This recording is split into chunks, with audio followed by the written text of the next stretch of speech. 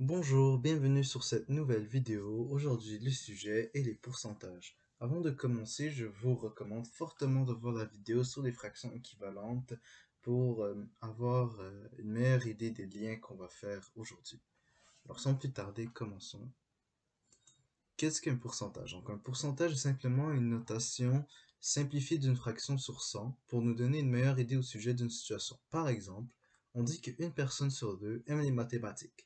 Eh bien, comme on l'a vu la dernière fois, on a dit on a des fractions équivalentes, donc une sur deux, on peut la mettre sur 100. Donc une fraction sur 100, donc une demi en 100, ça donne 50 centièmes. Donc 50 centièmes, pourquoi 55 centièmes? On a simplement multiplié par 50 ici.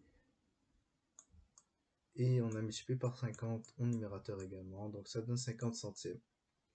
Mais par contre, 50 centièmes, on peut le représenter sous forme de pourcentage pour simplifier.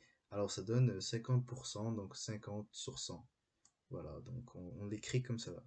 Donc ici, on peut faire un lien.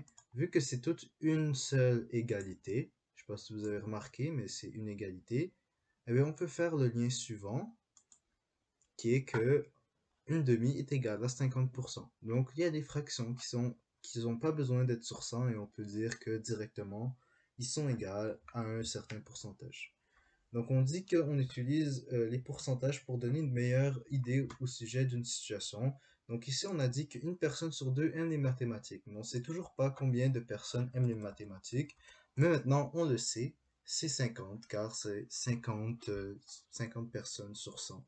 Donc s'il y avait 100 personnes dans une salle, eh bien, 50 personnes aiment les mathématiques.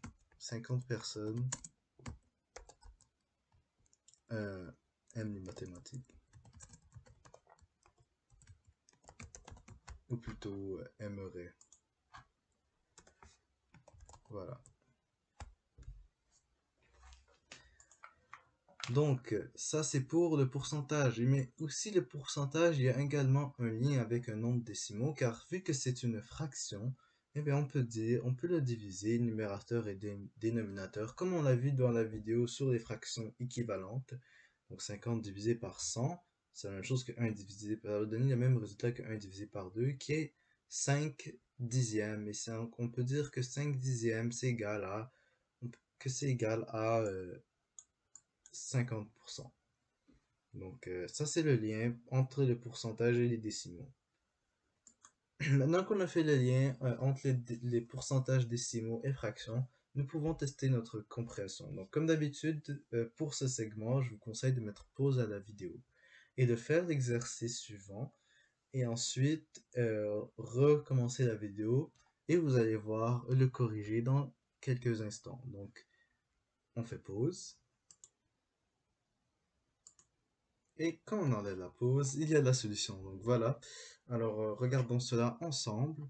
Donc représente 24 8 centièmes en pourcentage. Donc première étape, on met 24 8 centièmes, 800, et on va essayer de le mettre sur 100, car un pourcentage c'est simplement une notation d'une fraction sur 100. Donc 800 à 100, donc on a divisé par 8, et on va diviser par 8 également le 24, qui va donner 4, qui va donner 4%. Ensuite, passons au prochain. Représente 9 centièmes en pourcentage. Eh bien, 9 centièmes, je sais pas si vous l'entendez, mais 9 centièmes, c'est 9 sur 100. Hein, c'est comme ça qu'on dit 9 sur 100, c'est 9 centièmes. Alors, on peut passer directement que 9 centièmes, c'est 9%. C'est quelque chose qu'on a vu dans la vidéo sur les fractions. Je pourrais mettre le lien dans la description et ça va peut-être apparaître en haut à droite si vous êtes chanceux. Donc représente maintenant 54,4% en nombre décimal et en fraction. Donc 54,4%. Alors on va l'écrire ici et on sait que c'est simplement une représentation d'une fraction sur 100. Donc on met 54,4 sur 100. Donc 54,4 centièmes.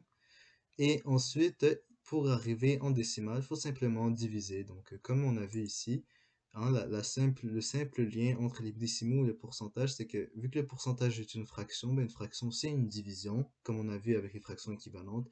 Il suffit juste de diviser. Donc, si tu divises 54,4 par 100, ben, ça va donner 0 et 544 millièmes. Donc, cela est tout pour les fractions. J'espère que ça a permis de mieux comprendre le sujet et que cette vidéo vous a plu. Sinon, je vous conseille de faire des exercices de conversion. C'est les meilleurs exercices pour mieux comprendre les liens et maîtriser tout cela et vous faciliter la vie lorsque vous faites des résolutions de problèmes.